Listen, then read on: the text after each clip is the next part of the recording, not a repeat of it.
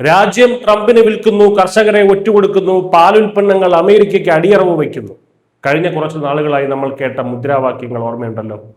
എന്നാൽ ഇന്ന് ഇന്ത്യയും അമേരിക്കയും തമ്മിലുള്ള വ്യാപാര കരാർ പുറത്തു വന്നപ്പോൾ ആ മുദ്രാവാക്യങ്ങൾ മുഴക്കിയവർക്ക് ഉത്തരം മുട്ടിയിരിക്കുകയാണ്, അണ്ണാക്കിൽ പിരിവെട്ടിയിരിക്കുകയാണ്. ഇന്ത്യ പറഞ്ഞത് തന്നെയാണ് സംഭവിച്ചത്, ഒരടി പോലും പിന്നോട്ട് പോകാതെ.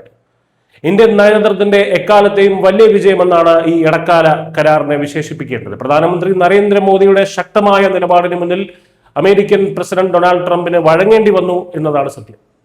കരാർ പ്രകാരം ഇന്ത്യൻ ഉൽപ്പന്നങ്ങൾക്ക് അമേരിക്ക ചുമത്തിയിരുന്ന 50% തീരുവ വെറും 18% കുറച്ചു.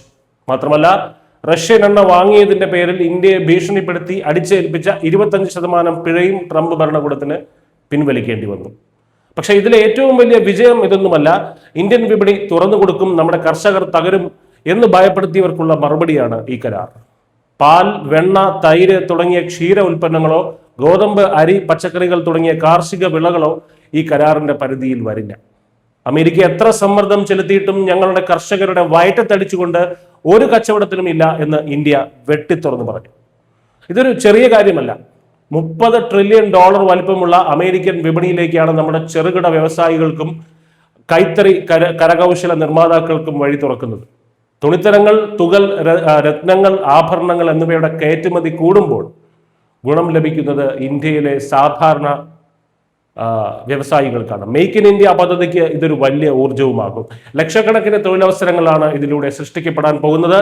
അമേരിക്കയ്ക്ക് വേണ്ട സാധനങ്ങൾ നൽകാം, പക്ഷേ അത് ഇന്ത്യയുടെ നിബന്ധനകൾക്ക് വിധേയമായിരിക്കും എന്ന ഉറച്ച നിലപാടാണ് നമുക്കിവിടെ കാണാൻ കഴിയുന്നത്. ആ നിലപാടാണ് ഇവിടെ വിജയിച്ചിരിക്കുന്നത്. വിമർശകർ കരുതിയതുപോലെ അമേരിക്കയുടെ ഭീഷണിക്ക് മുന്നിൽ മുട്ടുമടക്കുന്ന ഇന്ത്യ അല്ല എന്നുള്ളത്. സാമ്പത്തികമായും നയതന്ത്രപരമായും ചൈനയ്ക്ക് ശക്തമായ ഒരു ബദലായി ഇന്ത്യ മാറിക്കഴിഞ്ഞു.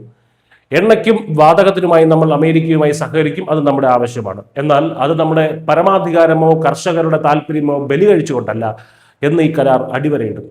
ഉള്ളി മുതൽ ഉരുളക്കിഴങ്ങ് വരെയും പാൽ മുതൽ പനീർ വരെയും സുരക്ഷിതമാണ്. വെറുതെ ഒച്ചപ്പാടുണ്ടാക്കിയവർക്ക് ഇനി പുതിയ എന്തെങ്കിലും കാരണം കണ്ടുപിടിക്കേണ്ടി വരും.